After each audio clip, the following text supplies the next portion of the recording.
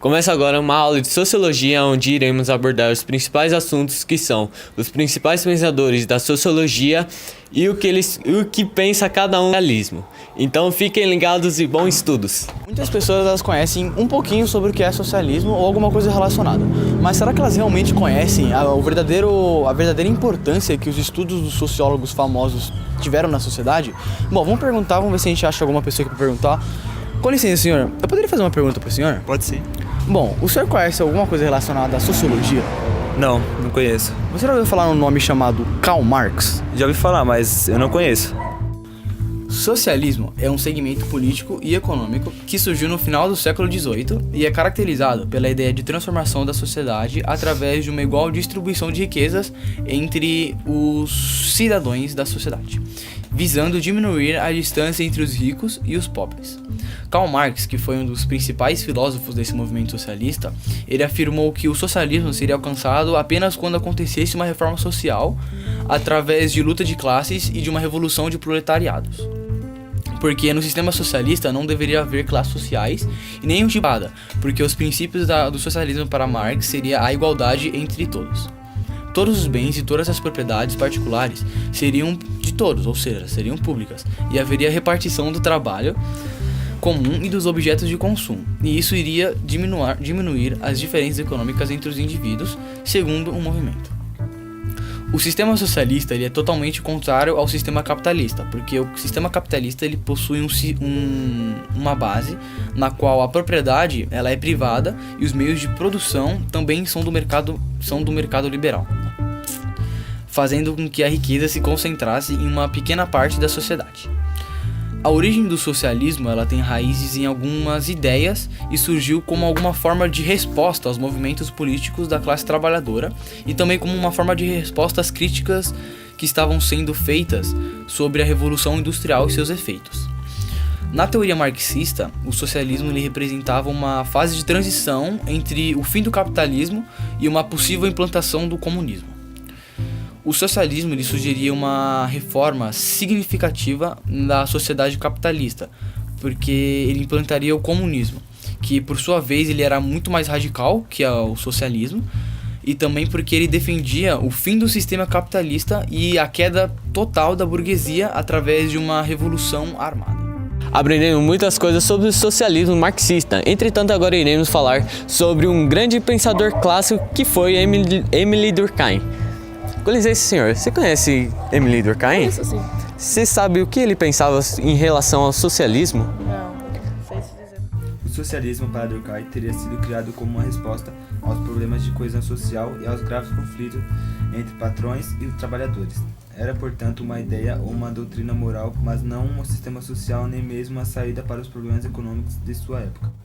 Foi nesse sentido que ele o analisou, reconhecendo-lhe qualidades essenciais. Para o mestre francês, antes de ser um sistema econômico ou político, o socialismo apresentava-se essencialmente como uma questão de reforma moral. Durkheim afirmava que o socialismo tem sempre por objetivo a melhoria das condições de vida dos trabalhadores. Ele concordava com Marx em dois pontos: as condições de vida eram de fato ruins e o socialismo era uma resposta possível a elas.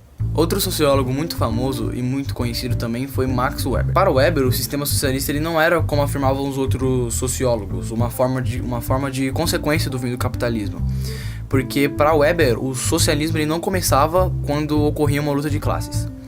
Mesmo discordando em muitos aspectos com Karl Marx, Weber ele percebeu que existem relações que eram estabelecidas no dia a dia de uma empresa, por exemplo, e essas relações elas tinham um grande papel de influência para ideais e para alguns partidos políticos. E com isso ele pôde concluir que não só como uma empresa, mas em vários lugares do dia a dia existem diferentes tipos de relações sociais. Do conceito atribuído por Weber, o socialismo ele iria mudar um pouco a sociedade, de modo que um principal objetivo das indústrias e das grandes empresas continuasse sendo o mesmo, que seria o de gerar riquezas para a sociedade. Basicamente, toda a visão socialista imposta por Weber, ela teria duas principais vertentes: a economia e a vertente de sistema de produção. Porém, com as diferenças das ideias aplicadas no capitalismo, não haveria lucro individual, e sim coletivo, sendo ele administrado por algum tipo de união entre a população. E também não haveria nenhum tipo de sistema de concorrência entre as empresas para conservar o senso comum, que era a base de ideia do socialismo de Max Weber.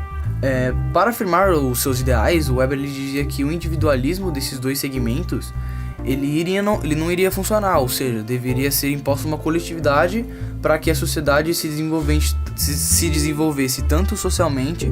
Na concepção de Weber, o Estado tinha como principal papel a preocupação com a atividade econômica da sociedade, na qual iria dirigir junto com alguns empresários e também juntamente com agentes do Estado, tendo em vista um objetivo principal que é, assim como o das empresas, gerar lucro. Resumindo ao máximo o que seria socialismo para Marx, ele dizia que socialismo ele seria uma espécie de transitor que iria tirar o capitalismo do poder de maneira silenciosa, para que os trabalhadores não percebessem. Por que os trabalhadores eles não iriam perceber? Porque o socialismo de Weber ele não iria causar grandes mudanças na sociedade, justamente porque os ideais eles continuariam sendo o mesmos, que seria gerar riqueza. A única coisa que mudaria seria a forma que essa riqueza seria gerada, de maneira coletiva, com um senso comum dividido entre todos e tudo de forma igual. Bom, agora iremos falar sobre outro pensador famoso chamado Florestan Fernandes, onde iremos testar o conhecimento das pessoas, perguntando se elas conhecem ou já ouviram falar algo sobre ele. Com licença, posso te fazer a pergunta? Pode. Você já ouviu falar sobre Florestan? Florestan? Já ouvi falar nesse nome. E você tem algum conhecimento sobre ele? Não. Florestan Fernandes nasceu em 22 de julho de 1920 e foi um dos mais importantes sociólogos brasileiros. Ele trabalhou desde criança como auxiliar em uma barbearia e depois como engraxate. Depois de muito cedo, demonstrou um grande interesse pelos estudos, ingressando, no começo da década de 1940, na Universidade de São Paulo, a USP, onde se formou em Ciências Sociais. Ao contrário da maioria dos autores do chamado marxismo ocidental, Florestan Fernandes buscou sua inspiração no marxismo clássico.